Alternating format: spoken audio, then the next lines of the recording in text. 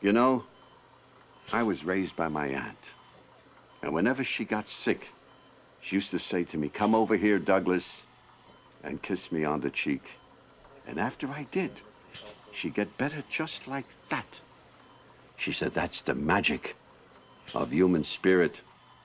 One night, the two of us were having dinner, and she stroked out face first into her cabbage.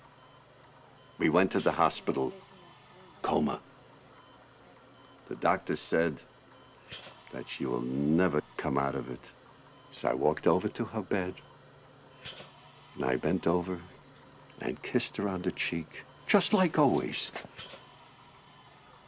Did she recover? Nah. She died.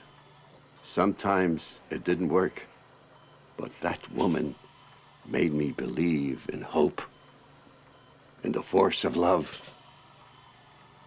I know your hope, Doctor. I know your love.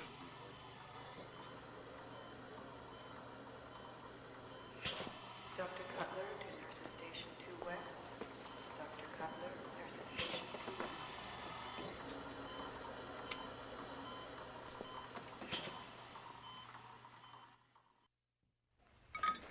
West. I didn't fire him. Mayor Pugin fired him. But you supported his decision. Yes, I did. Doctors with AIDS have no right to practice medicine? They have every right, but patients have a right to know. Are they going to unplug the dead lady today? I don't know, honey, but I think they should. Well, what about the baby? Good question. What's that supposed to mean? I'll stop by the office before I go to court.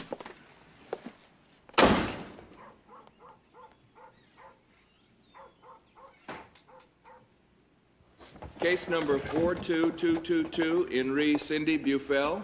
Douglas Wambo, appearing for the body snatcher. Eve Stockton, Your Honor, appearing on behalf of Claudia Graham, as well as on behalf of the American Civil Liberties Union, which joins Mrs. Graham in her petition seeking the discontinuance of life support for her daughter, Cindy Bufel.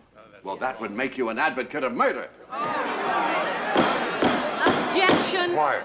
Your Honor, this case should be disposed of quickly. The patient, Cindy Bufel, has been declared legally brain dead. But she's still breathing. By machine. I show you a copy of her living will, executed in sound mind, where she expressly requests, in writing, that she not be kept alive by artificial means. Her intent is clear. There can be no basis for prolonging her life or death.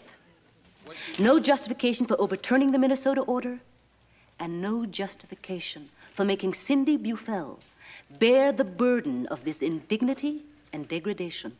Your Honor, if the woman is dead, why are we wasting our time with her dignity? We should be worried about the baby. Oh, sit down. Quiet. Your Honor, a fetus in the 3rd month is not alive. It's a human being. A first trimester fetus is not a human being. That's right. According to who? You know that, Counselor. You have an obligation as a lawyer Don't to you recognize tell me about the law. Behave yourself. Come on. Quiet, quiet. Everybody shut up. You better cancel the picnic, Kenny. Jimmy says to get ready. He may have to send units down to the courthouse. Why?